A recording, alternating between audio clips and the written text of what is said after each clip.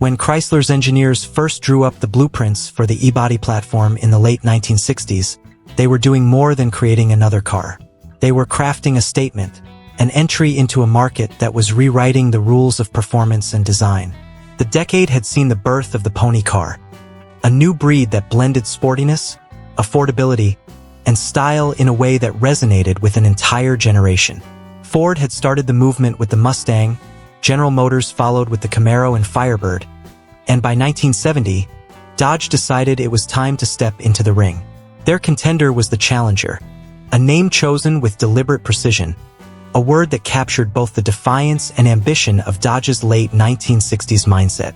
When the 1970 Challenger debuted, it was more than just a mechanical sibling to Plymouth's Barracuda. It was Dodge's chance to express performance in its own language. Built on the same E-body architecture but slightly longer in wheelbase, the Challenger was sculpted to look aggressive yet refined. Its long hood and short deck gave it classic pony car proportions, while the wide stance and Coke bottle contours hinted at the power lurking beneath. With options ranging from practical six-cylinder models to earth-shaking big blocks, the Challenger was tailored to attract both the sensible buyer and the speed-obsessed enthusiast. And it worked. Dodge sold nearly 70,000 units in that inaugural year, a figure that outpaced its Barracuda cousin by more than 20,000. The Challenger's appeal came from its dual personality. It could be as wild or as civilized as you wanted, whether dressed in modest trim or adorned with racing stripes and a shaker hood.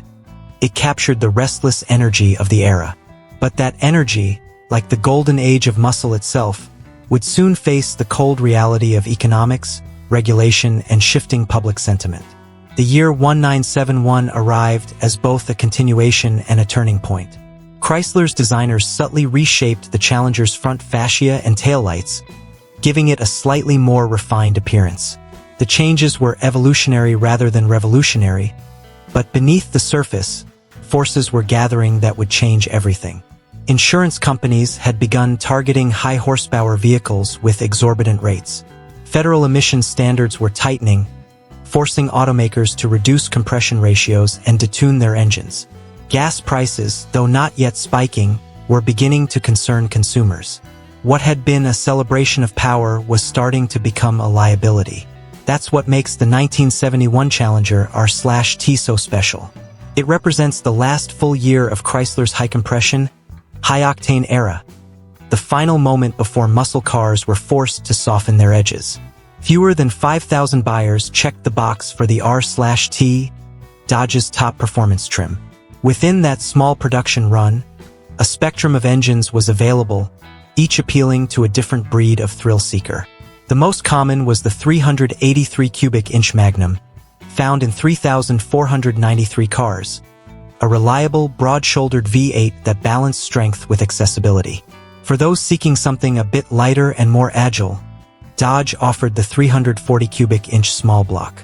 Available only for 1971, it delivered spirited performance with improved handling and efficiency, and only 1,078 examples were built. But the legends of the lineup, the ones that would be whispered about at car shows for decades, were the 446-pack and the 426 Hemi. These were the apex predators of the Mopar jungle. The 446-pack, with its trio of two-barrel carburetors perched like a mechanical crown atop the intake manifold, was one of Chrysler's proudest creations.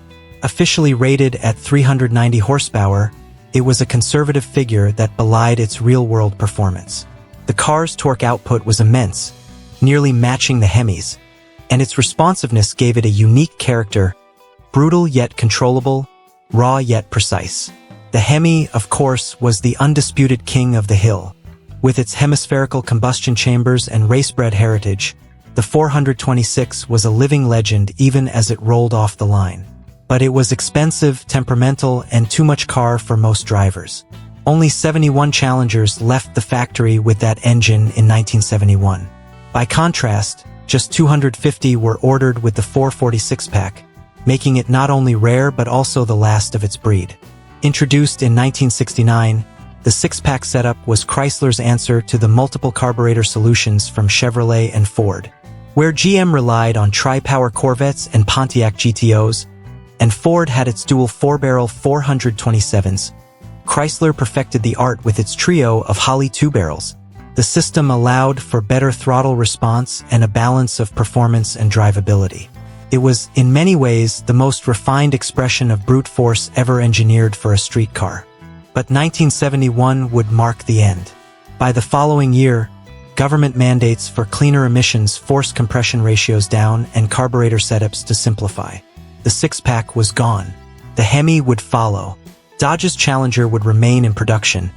But the world it was built for, the world of quarter-mile duels, gas at 36 cents a gallon, and unfiltered freedom, was evaporating. This is why the 1971 Challenger R/T six-pack stands today as more than just a car. It's an artifact. Every detail of its design tells the story of an industry on the brink of change. Take, for example, the model featured here, a brilliant FE5 Bright Red specimen that gleams with the optimism of its era. Even in photographs, the paint seems to pulse with life, a visual echo of the power beneath. At first glance, it appears bone stock and factory correct, its proportions and stance exactly as Dodge intended. Only a few subtle details, such as additional gauges inside the cabin, hint at the personal touches of its current caretaker. The car's mechanical setup makes it one of just 121 built with the 446-pack paired to a 3-speed automatic transmission. Interestingly, the automatic configuration is slightly rarer than the 4-speed, of which 129 were made. In a sense, the automatic-equipped 6-pack represents an evolution of muscle power harnessed for accessibility. Not everyone wanted to wrestle a 4-speed through city traffic. The automatic allowed the driver to focus on the rush, the sound, and the sheer physicality of 390 horsepower delivered with relentless torque. Driving such a car is a visceral experience that transcends numbers. The moment the key turns, the 440 awakens with a deep, resonant rumble that vibrates through the floorboards. The trio of carburetors, synchronized like a finely tuned orchestra, draw in air with a throaty hiss. At idle, there's an almost meditative rhythm to it, a calm before the storm. But press the accelerator, and that calm dissolves instantly into thunder. The nose lifts slightly, the rear tires dig in, and the car surges forward with a force that feels both mechanical and primal. The 446-pack's character lies in its duality. It can cruise smoothly at low speeds, docile and composed. Yet a firm press of the right foot unleashes an entirely different personality. The transition from part throttle to wide open feels like crossing a threshold into another dimension, one where physics bends to the will of combustion and torque. Even after all these decades, few modern cars can replicate the sensory overload of a big block Mopar on full song. Collectors and restorers cherish these machines not only for their rarity but for what they symbolize. They are the last true expressions of unfiltered American performance before regulations, efficiency mandates, and corporate restraint changed the landscape. When you see a 1971 Challenger R/T 6-pack at a car show, you're not just looking at a vehicle, you're looking at the end of an era captured in sheet metal. While this particular car's originality remains uncertain, it's not clear whether it retains its numbers-matching drivetrain. It hardly matters. Its essence, its story, and its presence are enough to command respect. Even as a non-original example, it's easily a six-figure classic, with values soaring well above $100,000 and approaching $200,000 for factory-correct specimens. But unlike most investment-grade vehicles, the value here isn't merely monetary. It's emotional. This is the kind of car that people gather around at a show not just to admire, but to feel. The FE5 Bright Red finish is more than just paint. It's a declaration. In the soft light of dusk, it glows like molten steel, accentuating every curve and crease of the Challenger's body. The twin hood scoops hint at the ferocity beneath, while the R/T badging adds the final touch of authority. Step inside, and you're greeted by the unmistakable atmosphere of early 1970s Dodge design. Bold yet functional, with a driver-focused dashboard and simple, tactile controls. The cabin's added gauges speak to a desire for information, a kind of mechanical intimacy that modern cars, with their digital screens, can never replicate. As you sit behind the wheel, you begin to sense the Challenger's true purpose. It's not a car built for efficiency or practicality. It's built for emotion, for that brief, perfect moment when man and machine align in motion. Every time the tatch needle sweeps past 4,000 revolutions per minute, every time the rear tires chirp on an upshift, you're reminded of why cars like this matter. They were built not for necessity but for joy. By the end of 1971, though, the writing was on the wall. The six-pack was discontinued, the Hemi would vanish shortly after, and Dodge began preparing for a future it had not chosen.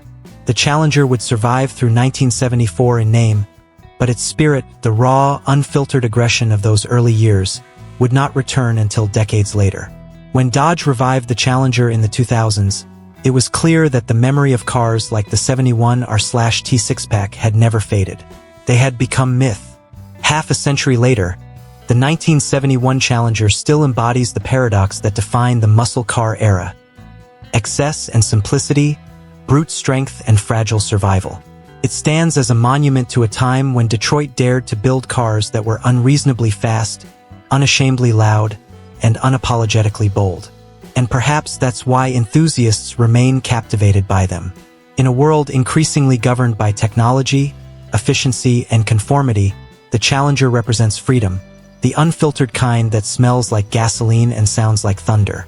This particular six-pack, in all its red glory, is a reminder that some identities are worth preserving. The fact that the footage capturing it is brief, that we don't know every detail of its provenance, doesn't diminish its significance. If anything, it adds to the mystique. You don't need a sales listing or a price tag to appreciate what this car is. It exists not to be owned, but to be admired, to remind us of the extraordinary chapter it represents in automotive history. The car community often talks about numbers matching originality, about authenticity and documentation, but sometimes the heart of a classic transcends paperwork. Whether or not this Challenger retains its original drivetrain, it is authentic in a more profound sense. It is authentic to an era, to an emotion, to the sound of an American V8 at the height of its glory. As the video camera pans across its lines, capturing the reflection of light on chrome and paint, you can almost hear the distant echo of an engine revving on a long-forgotten back road. The red paint flashes under the sun, the black striping accentuates its stance, and for a moment you're transported not to a dealership or a concours lawn, but to a time when speed was a virtue and individuality was celebrated in horsepower. That's the magic of the 1971 Dodge Challenger R/T six-pack. It's not just a car. It's an attitude carved in steel. It doesn't apologize for what it is, nor does it try to be something it's not. It's pure, loud, and beautiful. A final, glorious exclamation point at the end of Detroit's most daring sentence.